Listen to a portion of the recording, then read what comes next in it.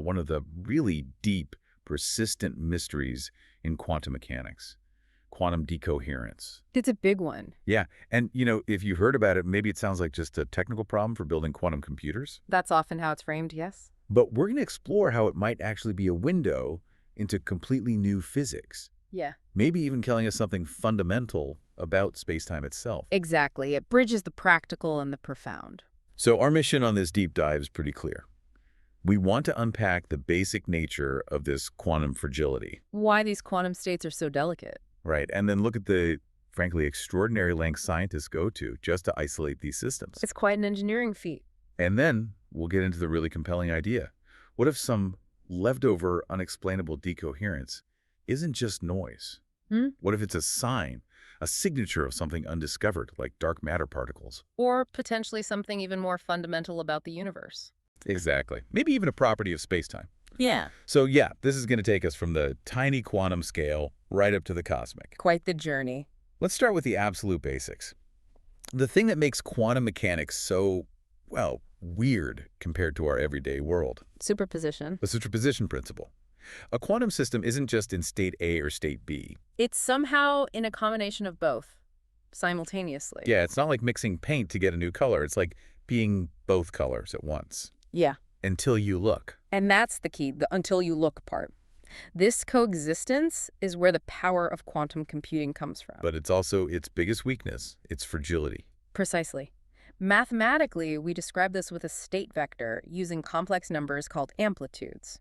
Squaring them gives you the probabilities of finding each state upon measurement. And the classic demonstration, the one that really messes with your head, is the double slit experiment. Ah, yes, the quintessential quantum experiment. You shoot particle, say electrons, one by one at two slits. Just one particle at a time. And yet, on the screen behind, you get an interference pattern, like waves interfering. Which implies that each single particle must have somehow gone through both slits. Interfering with itself. It's just baffling. It truly is. And it's not just tiny particles. They've seen this wave-like behavior in molecules with up to 2,000 atoms. Huge things, relatively speaking. Thousands of atomic mass units behaving like a wave. My brain still struggles with that picture. It pushes our classical intuition to the limit. And to really get a handle on how these systems behave when they're not perfectly isolated, we need another tool. Okay. It's called the density matrix. It's a way to describe systems that are interacting or where we don't have perfect knowledge of their state. So it handles the messiness of the real world. In a way, yes. For a pure quantum state, that perfect superposition, the density matrix has specific non-zero terms off the main diagonal. We call these coherences. Coherences. They are the mathematical signature of superposition, the key ingredient for interference. Now, compare that to what's called a mixed state. This isn't a true superposition. It's more like a classical lack of knowledge, a statistical mix of different possible states. We just don't know which one it's really in. Like flipping a coin before it lands. It's either heads or tails. We just don't know yet. Exactly. And crucially, in a mixed state, those off-diagonal coherence terms are all zero. Ah, great. So decoherence fundamentally is the process that turns a pure state with all its quantum potential into something that looks just like a mixed state. Those coherences vanish. Okay, let's unpack this. So how does this loss of quantumness, this vanishing of coherences actually happen? What's the mechanism? Right. It's not magic. It's a physical process. Right. It's continuous. It's dynamic. And it's driven by the system inevitably interacting with its environment. Nothing's ever truly alone. Nothing. The environment could be anything: stray air molecules, photons, heat vibrations in the material, fluctuating fields, you name it. So how does the interaction cause the loss of coherence? Through quantum entanglement. The system gets entangled with the particles in its environment. They become linked. Inextricably linked. And the crucial quantum information, that delicate phase relationship between the states in the superposition, it leaks out. Leaks out. It gets spread across the correlations between the system and the huge number of particles in the environment. The information isn't destroyed, but it gets delocalized. Spread so thin across the environment that, for all practical purposes, it's lost to the system itself. That's the essence of decoherence, then. Information leakage via entanglement. Precisely. It's like the system's quantum secret gets whispered to the universe. So what does this all mean for our big everyday world? Why don't we see, Schrodinger's cat being alive and dead? Well, decoherence provides a really compelling explanation for that transition from the quantum to the classical world. The quantum to classical transition. Exactly. As a system gets bigger, it interacts with more and more environmental particles very, very quickly. Almost instantaneously for something cat-sized. Extremely rapidly. Those coherence terms in its density matrix just plummet towards zero. The environment is constantly measuring the system effectively. Forcing it into a definite state from our perspective. It appears to be in a classical statistical mixture. It looks and behaves like a classical probabilistic system because the environment destroyed the interference possibilities. But you said the information isn't destroyed. That's a key point. Decoherence is generally considered a deterministic process. The information is still there, just spread out in those correlations with the environment. It explains why things look classical. But it doesn't solve the deeper measurement problem. Why we actually get one specific outcome when we measure. No, it doesn't fundamentally solve that philosophical puzzle. It explains the appearance of classicality, but not the final step of wave function collapse, if you believe in that. It shifts the problem, in a sense. Okay, so building a quantum computer, it really is just this relentless battle against decoherence. It absolutely is. An engineering war, as you said, fought on many fronts. What are the main battle tactics? Well, the first line of attack is often brute force, making the environment as quiet and empty as humanly possible. Like extreme cold. Exactly. Cryogenic cooling. We run things like superconducting qubits in dilution refrigerators. We're talking millikelvin temperatures. Fractions of a degree above absolute zero. Right. That calms down thermal noise vibrations, stray photons, anything that can jostle the qubit. It also reduces electrical noise from the control system, something called Johnson noise. And emptiness. Ultra-high vacuum, UHV. Pumping chambers down to incredibly low pressures, maybe 10 to the minus 9, even 10 to the minus 11 millibar. Getting rid of almost every single stray atom or molecule. To minimize collisions, because any collision can potentially disrupt that delicate quantum state. It's amazing the lengths we go to, finding new ways to just quiet things down. Okay, so we've got extreme cold, extreme vacuum. Yeah. Brute force. But you mentioned it's a multi-front war. What comes next? What are the more sophisticated techniques? This is where some really clever physics comes in. Beyond just cold and empty, we use very precise control methods. Like what? Well, take ion traps. You take individual atoms, ionize them, give them a charge, and then trap them in empty space using oscillating electric and magnetic fields. Paul traps are a common type. So they're literally floating in a vacuum. Suspended, far away from noisy surfaces. Then you use lasers tuned just right to cool them down even further. Laser cooling can get them to microkelvin or even nanokelvin temperatures. Incredible, just stopping their motion almost completely. Pretty much, and this provides amazing isolation. Trapped ions have some of the longest coherence times we've achieved. What else? Shielding. Absolutely. Layers and layers of electromagnetic shielding to block stray fields. And sophisticated vibration isolation, mounting the entire experiment on platforms that use active feedback or passive air cushions to damp out any shakes or tremors from the building, traffic, anything. It sounds like building a fortress around the quantum system. That's a good analogy, a very, very quiet fortress. But despite this incredible arsenal, the cold, the vacuum, the traps, the shielding, you're saying decoherence, still happens. It's still the main problem. Why? What's getting through? This is what we often call the wall of residual noise. And for many of the leading types of qubits, especially solid-state ones, the dominant environment isn't really external anymore. It's internal. It's the material the qubit is made from. The chip itself is the noisy environment.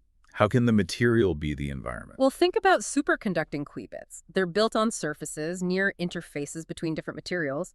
And these materials aren't perfect. You get things like flux noise. Flux noise. Random low-frequency fluctuations in magnetic fields, probably caused by tiny magnetic moments like unpaired electron spins jiggling around on the surfaces or interfaces. Okay, so magnetic noise from the material itself. Then there's charge noise.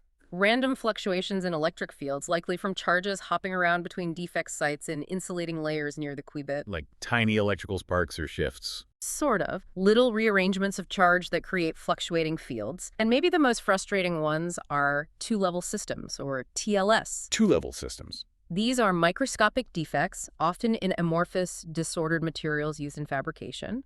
They behave like tiny, unwanted quantum systems themselves. Like parasitic qubits. Exactly.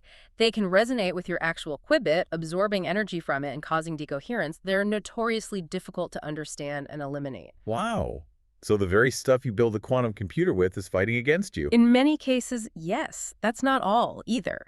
You can get hit by high-energy cosmic rays, which can cause errors across multiple qubits simultaneously. And the control systems themselves, the lasers and microwaves used to manipulate the qubits, aren't perfect. They introduce noise and can cause crosstalk, where controlling one qubit unintentionally affects its neighbors. So that initial idea that maybe leftover decoherence in a cold vacuum points to new physics. Yeah. It needs a big asterisk. A very big one. The nuance is critical. It's not just about isolating from the outside world. For many platforms, the main battle is inside the device. The materials science challenge. Precisely. It's about understanding and controlling the complex physics of these materials at the nanoscale. You see this difference clearly when you compare qubit types. How so? Superconducting qubits, built on chips, might have coherence times from tens of microseconds up to a few milliseconds now, often limited by these material issues. Huh? Trapped ions, though, suspended in vacuum, they largely bypass that messy solid-state environment.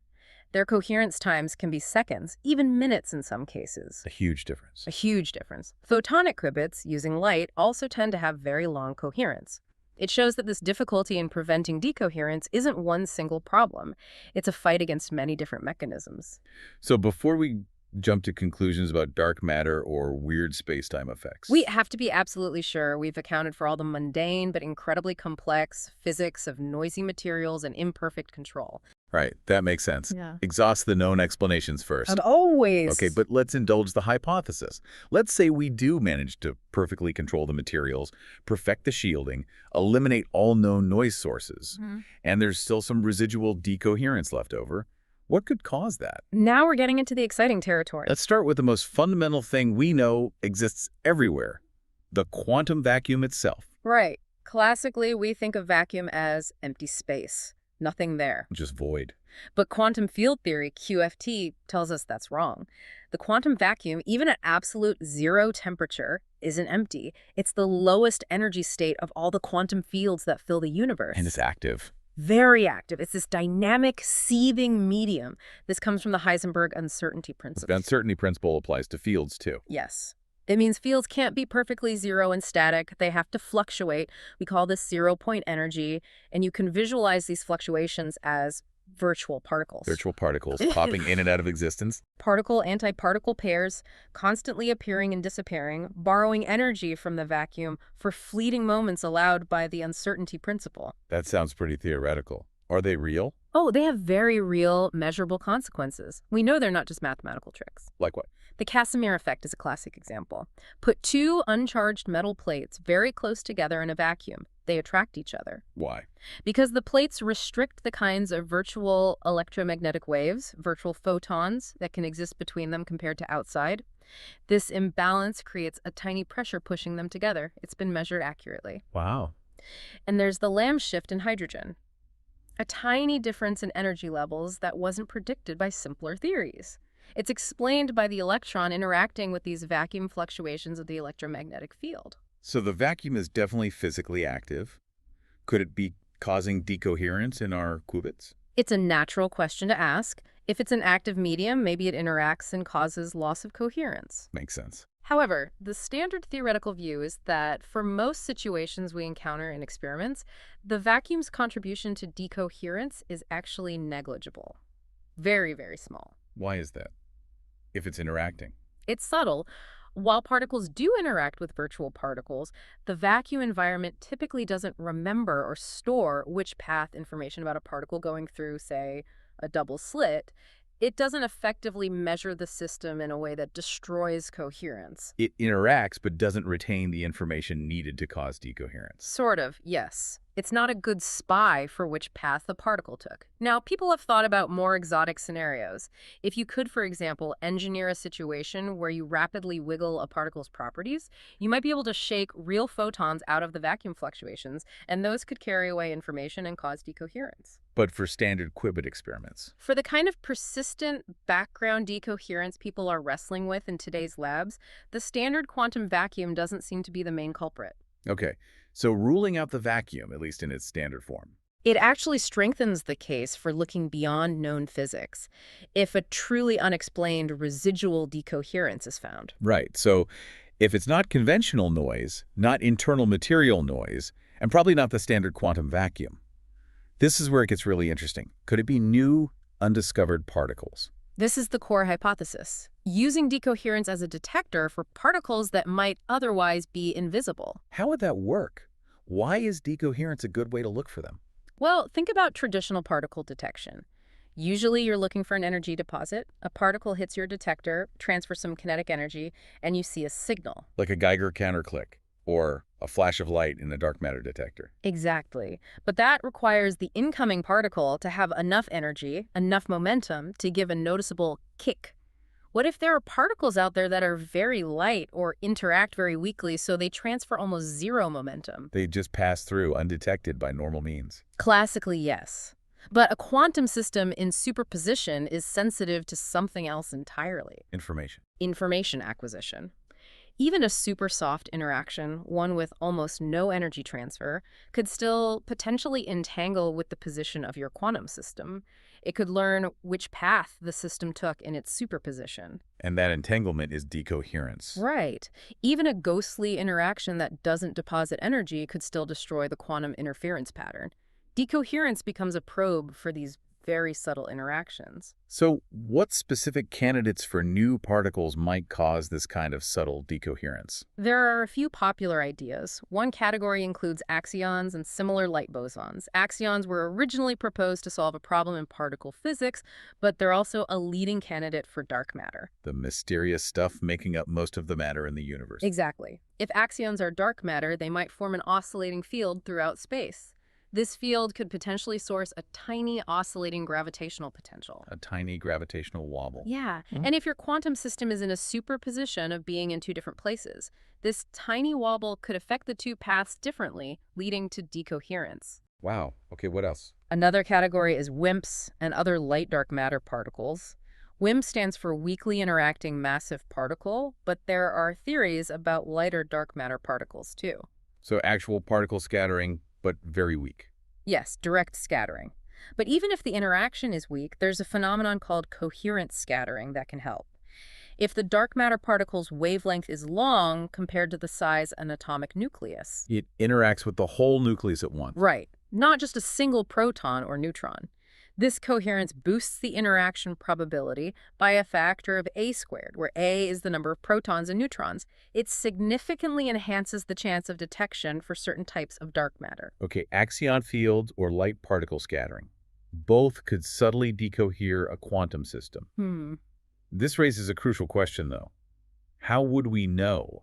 If we see some extra decoherence, how could we possibly distinguish it from, just some boring, mundane noise source we missed? That's the million-dollar question. And luckily, there's potentially a very powerful, unique signature, a smoking gun. Sidereal variation. Sidereal meaning related to the star. Exactly. Our solar system isn't stationary. It's orbiting the center of the Milky Way galaxy.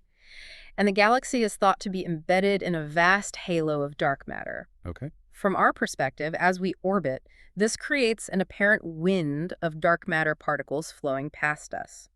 The direction of this wind is relatively fixed with respect to the distant stars, roughly towards the constellation Cygnus. A dark matter wind. Now imagine an experiment sitting here on Earth. The Earth rotates. Right. Once a day. So the orientation of our experiment relative to this incoming dark matter wind changes continuously throughout the day. Sometimes we're moving into it, sometimes across it, sometimes away from it. Precisely. And if dark matter interactions are causing decoherence, the rate of that decoherence should change depending on our orientation to the wind. It should be modulated. With what period? With the period of Earth's rotation relative to the stars. That's one sidereal day. Which is slightly shorter than a normal 24-hour solar day. It's 23 hours, 56 minutes, and 4 seconds. Finding a decoherent signal that precisely matches the sidereal period would be incredibly strong evidence. Because normal, earthbound noise sources would likely follow a 24-hour solar day pattern, temperature cycles, human activity. Exactly. Or they might be random or follow other patterns. The sidereal period is a unique fingerprint of a galactic origin. It would be very hard to explain otherwise. That's extremely clever.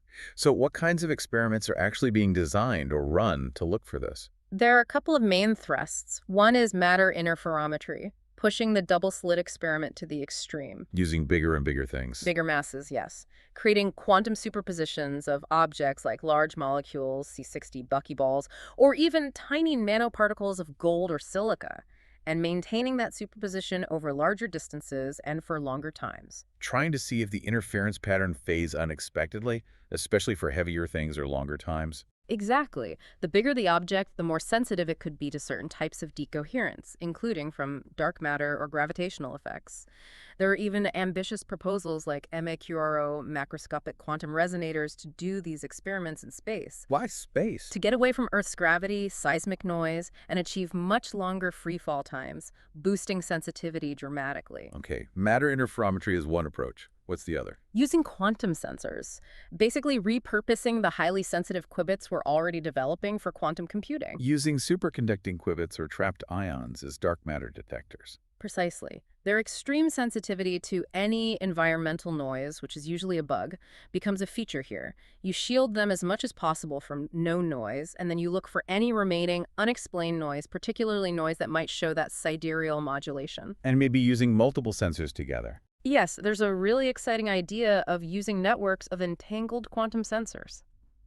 Entanglement could provide a quantum advantage, potentially making the network sensitivity scale much faster, maybe like n squared for n sensors, compared to just adding more individual sensors. Fascinating. So we're turning the problem of quantum computing noise into a tool for discovery. That's the hope. All right, we've covered mundane noise, the quantum vacuum, new particles like axions or WIMPs. Now let's get to the final, most radical, and maybe most profound possibility. The edge of known physics, really.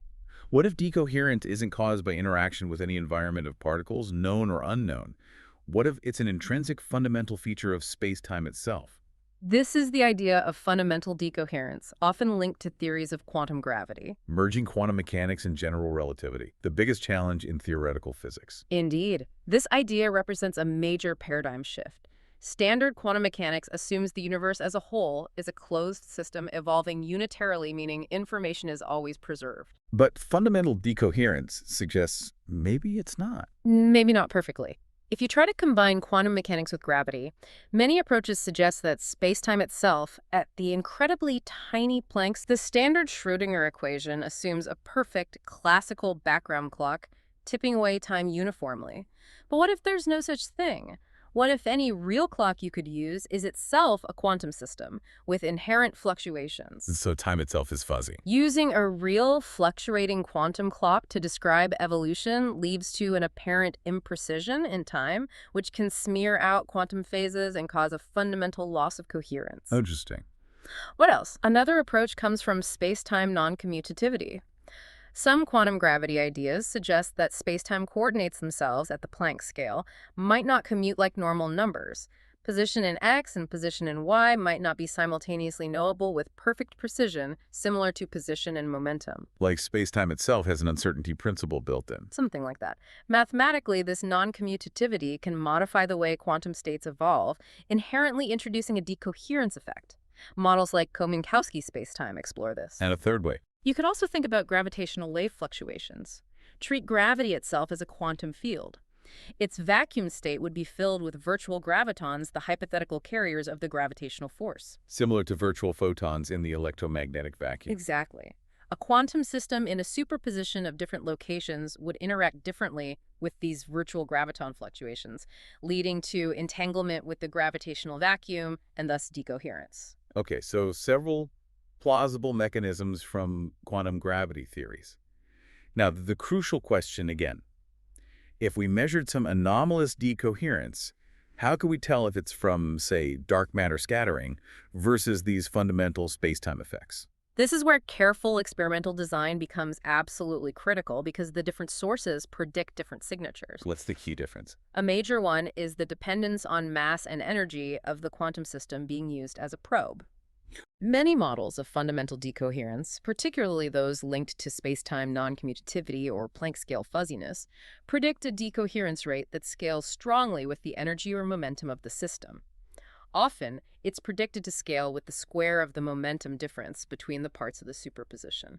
So more massive objects, or objects in superpositions with widely separated momentum states, should decohere much, much faster. In a very specific, predictable way, proportional to delta p squared, this is a very distinct signature. Some models even suggest this effect would impose a fundamental upper limit on the mass of an object that could ever exhibit quantum superposition, perhaps somewhere around the Planck mass. Which is about 22 micrograms, tiny but vastly larger than single atoms. Right. Now, contrast that with decoherence from particle scattering, like from light dark matter. The dependence on mass and momentum is generally expected to be different, more complex, not necessarily scaling neatly with the square of momentum difference. So measuring how the decoherence rate changes as you vary the mass or momentum of your test object is key. Absolutely crucial. The other major discriminator we already discussed, directionality and isotropy. Right, the sidereal variation. Dark matter wind should cause an anisotropic signal, one that depends on direction and shows that daily modulation. But fundamental spacetime effects. Those should arise from the intrinsic properties of spacetime itself. They shouldn't have a preferred direction in the universe. They should be isotropic. No sidereal modulation expected. So by looking at both the mass energy scaling and the directionality, we could potentially disentangle these different possibilities. Dark matter versus quantum gravity noise. That's the strategy. A suite of experiments probing different mass scales, energy scales, and looking for directional dependence over long time periods would be needed to really map out the properties of any anomalous decoherence and compare them to the predictions of these different theories. Okay, synthesizing all of this. We've explored mundane noise, the quantum vacuum, new particles, fundamental spacetime effects. Where does that leave us right now? Is new physics actually necessary to explain the decoherence we currently observe in labs? That's the reality check. And based on where things stand today, the consensus among most researchers is that invoking new physics is not yet necessary. No. Not yet. The main hurdles, the dominant sources of noise that limit today's qubits, still seem to be those known unknowns of conventional physics. The messy details of material science. Exactly. The microscopic nature of those TLS defects, the surface spins causing flux noise, the charge traps, these are incredibly complex problems in condensed matter physics and material science that we haven't fully solved or controlled yet. So we're still primarily fighting the known enemy, even if it's a very difficult one. That seems to be the case, but here's what's fascinating. Yes. The massive global effort to build fault-tolerant quantum computers is almost accidentally creating the most sensitive probes ever built for exactly this kind of new physics. How so? Because to build a working quantum computer, engineers have to understand and eliminate every possible source of noise. They are performing the most exhaustive background characterization experiments imaginable. They have to find and silence every little hum and buzz. Precisely. And as they succeed, as quantum processors get quieter and more coherent, they automatically become better detectors for any faint, persistent, unexplained noise that might remain. So any irreducible noise that's left over after they've solved all the material science problems. That would become an incredibly compelling candidate for a signal of new physics, whether it's dark matter or something even stranger. The quest for quantum computation is paving the way for fundamental discovery. So what's the roadmap then? How do we push forward to definitively test these ideas? It really needs a multi-pronged approach. First, and maybe foremost, advance fundamental material science. Keep digging into those conventional noise sources, figure out exactly what TLS are, how to make cleaner interfaces, purer crystals, more robust qubit designs. Continue the engineering battle. Absolutely. Second, develop and scale quantum sensor networks. Build those distributed arrays, hopefully using entanglement, to search for faint, correlated signals across distances, which could help filter out local noise. Going bigger and using quantum tricks. Third, pursue long baseline and high-mass coherence experiments. Keep pushing matter interferometry to larger masses, larger spatial separations, longer times. Space-based experiments like MAQRO seem like a necessary next step for ultimate sensitivity. Testing the limits of quantum mechanics itself. Fourth, conduct systematic parameter scans. Design experiments specifically to map out how any anomalous noise depends on things like mass, momentum, energy, separation. Don't just detect noise, characterize its functional form. To compare with the theoretical predictions. Exactly. And finally, perform long-term modulation searches. Run the most sensitive experiments continuously, like observatories, for months or years, specifically looking for periodic signals like that crucial sidereal frequency. Patience and precision. It's a long game, requiring progress on all these fronts. It really strikes me that this difficulty in preserving quantum coherence, it's just such a defining challenge for science and technology in our time. It's the main roadblock for quantum computing. It truly is. And as we've explored, most of that difficulty probably comes down to the universe just being inherently noisy at the quantum level. Interactions are unavoidable. The quantum world is intimately connected to its surroundings. Yet, within that struggle, within that noise, there's this tantalizing possibility that the very static corrupting our delicate quantum bits might actually be something incredibly profound. The faint whisper of dark matter drifting through the galaxy. Or the subtle tremor of space-time itself hinting at quantum gravity. It transforms the painstaking work of quantum engineers, doesn't it? It turns their debugging and noise mitigation into this fundamental exploration of reality. It really does. Every improvement in coherence potentially pushes back the frontier of the unknown. So maybe the final thought for you, listening, is this.